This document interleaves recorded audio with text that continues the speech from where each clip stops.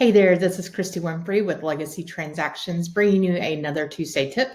This week, we are going to talk about how many days you need to write into the survey paragraph for the survey delivery. A couple of weeks ago, we spoke about if you had to deliver that T47 with the seller survey. And if you've missed that video, you can go back and check it out on our YouTube channel or our Facebook page. But let's go ahead and get into how many days to write in for the delivery of the survey. All right, so paragraph 6C here tells us you're going to check the box to say if the seller has to provide the survey, if the buyer is going to get a new survey, or if the seller is going to pay for a new survey. So in this first blank, you're going to put if the seller has to provide the survey. If you are the listing agent, I would recommend putting, giving the most amount of time there as possible if you don't already have a copy of the survey. So if the seller is still going to have to find it, maybe have 7 to 10 days there. So that way it gives the seller time to find the survey and then also to get that T47 notarized. Because like our video said a couple of weeks ago, they do have to provide that T47 along with the seller's survey. If you represent the buyer, you can go ahead and put 7 to 10 days there as well, or you could do less depending on if the seller has it. But you don't want to put so much time that it gives the seller 15 days to look for it, and then you still have to order a new survey if they can't find it. And if your contract closing date is 30 days out, that only gives you 15 days from the time the seller has to turn it in to get a new survey. Moving on to box 2.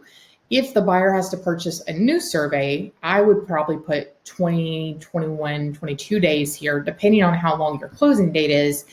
That way you can get past the option period before you order that survey.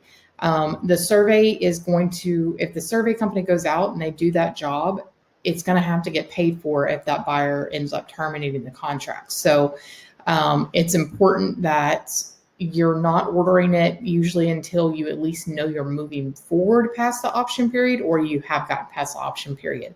So 20 to 22 days is a good amount here. And then the same thing with box number 3. If the seller has to pay for a new survey, I would say probably do 20 to 22 days there. Just that way the option period can end before the seller has to before a survey is ordered that the seller would have to pay for. Because again, if the contract terminated and that survey was done, it is going to have to get paid for, and the title companies usually take it out of the earnest money that's being released back to one of the parties.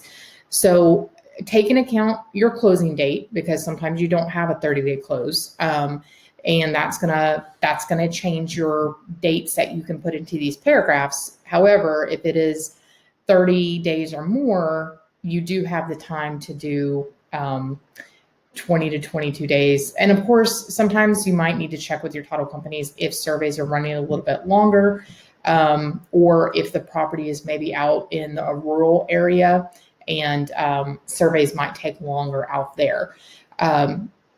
So if you have any questions on that, feel free to reach out, and hope you have a fantastic week.